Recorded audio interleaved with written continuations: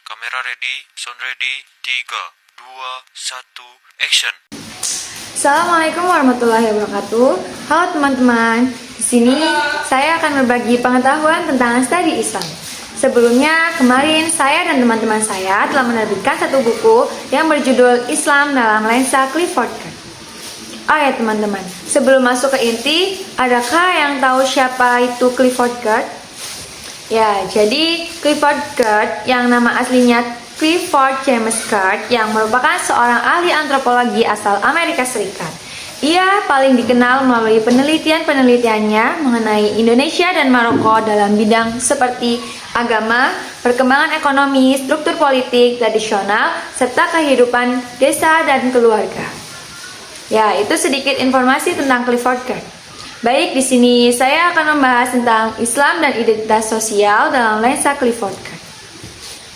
Baik teman-teman, sebelumnya pernahkah kalian bertanya-tanya mengapa Islam bisa begitu beragam dalam praktiknya di berbagai daerah, namun tetap mempertahankan kesatuannya? Dan mengapa pula seorang muslim di Jawa bisa berbeda cara beribadahnya dengan muslim di Aceh, tetapi keduanya tetap merasa sebagai sebagian dari umat Islam yang sama? Apakah teman-teman ada yang tahu mengapa? Jadi hari ini kita akan menjelajahi pertanyaan menarik tersebut melalui kacamata seorang antropologi terkenal, yaitu Clifford Geertz. Jadi dalam analisisnya tentang Islam dan identitas sosial, Geertz memberikan jawaban yang sangat mencerahkan tentang bagaimana Islam tidak hanya berfungsi sebagai agama, tapi juga sebagai sistem budaya yang membentuk identitas dan struktur sosial pada masyarakat. Jadi, mari kita mulai perjalanan intelektual ini. Ya, Islam lebih dari sekedar agama. Jadi teman-teman, temuan pertama yang sangat menarik dari Geertz merupakan Islam bukan hanya sistem kepercayaan individual. Islam merupakan sistem budaya yang kompleks dan dinamis yang membentuk seluruh aspek kehidupan sosial kita. Bayangkan, Islam seperti sebuah pohon besar dengan akar yang kuat, namun cabang-cabangnya bisa tumbuh dan beradaptasi dengan lingkungan yang berbeda-beda. Seperti yang pertama, Islam sebagai organisator sosial. Oke, jadi mari kita lihat bagaimana Islam mengorganisir Islam di masyarakat.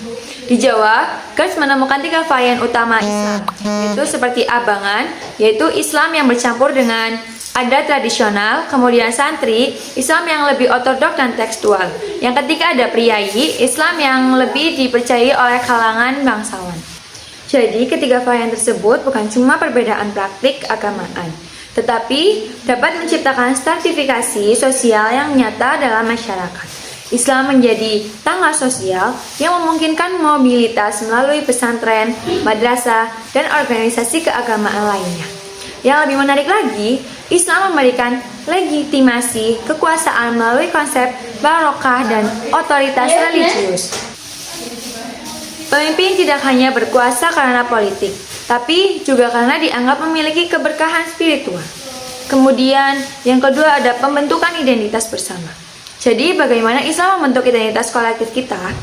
Jadi, identitas Muslim tidak terbentuk begitu saja. Ia dibangun melalui ritual bersama seperti sholat berjamaah, sholat tarawih, dan adanya pengajian. Kemudian ada simbolisme religius dari cara berpakaian hingga kaligrafi. Dan yang kedua ada identifikasi dengan komunitas yang merasa bagian dari umat Islam global. Yang unik adalah dalam masyarakat yang beragam seperti di Indonesia, identitas Islam berinteraksi dengan identitas etnis dan budaya lokal. Apa hasilnya? Yaitu seperti identitas hibrid yang kaya dan kompleks. Kita bisa menjadi Muslim sekaligus Jawa Batak atau Minang tanpa kontradiksi. Kemudian yang ketiga ada kemampuan adaptasi yang luar biasa. Jadi yang paling menakjubkan, Islam menunjukkan kemampuan luar biasa yang beradaptasi dengan budaya lokal. Jadi proses ini bukan mencairkan Islam, tapi justru memperkayanya. Islam menjadi agen perubahan budaya yang mentransformasi nilai-nilai masyarakat lokal.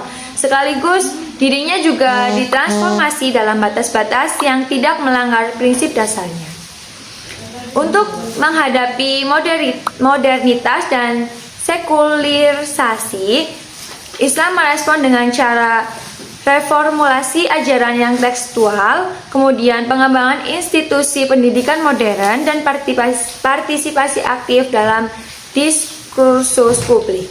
Kemudian yang keempat ada kontribusi untuk masyarakat plural.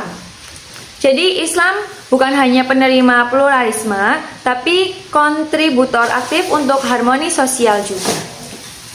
Nilai-nilai Islam seperti rahmah atau kasih sayang, hikmah atau kebijaksanaan, adil atau keadilan, dan tasamuh yaitu toleransi, memberikan dasar etis yang kuat dan hubungan antar budaya yang saling menghormati. Islam membuktikan bahwa ia bisa berinteraksi dengan konstruktif dengan tradisi budaya dan agama lain. Ya, jadi mengapa hal ini penting? Karena pendekatan Gertz memberikan kita pemahaman yang lebih tentang Islam. Ia menunjukkan bahwa keberagaman dalam Islam bukan kelemahan ataupun penyimpangan, tapi justru kekuatan yang memungkinkan Islam tetap relevan di berbagai konteks. Maka dari itu, bagi kita yang hidup di masyarakat yang beragam, analisis Gertz mengajarkan bahwa fleksibilitas interpretasi adalah kunci keberlangsungan dalam Islam. Kemampuan beradaptasi tanpa kehilangan prinsip dasar adalah kekuatan, dan dialog antar budaya merupakan bagian dari ajaran Islam itu sendiri. Ya, jadi teman-teman, karya Gertz menunjukkan bahwa Islam adalah kekuatan sosial yang sangat dinamis. Ia tidak hanya membentuk identitas individual, tapi juga struktur sosial dan dinamika budaya dalam masyarakat Muslim kontemporer. Jadi pesan pentingnya, yaitu Islam berhasil karena kemampuannya yang mempertahankan keseimbangan antara universalitas ajaran dan praktikularitas konteks lokal. Ini yang membuat Islam tetap hidup, relevan, dan bermakna di era modern ini. Jadi, sekian pengetahuan yang bisa saya bagi sedikit tentang pandangan dari Clifford Gertz. Sekian, mohon maaf apabila ada kesalahan. Wassalamualaikum warahmatullahi wabarakatuh.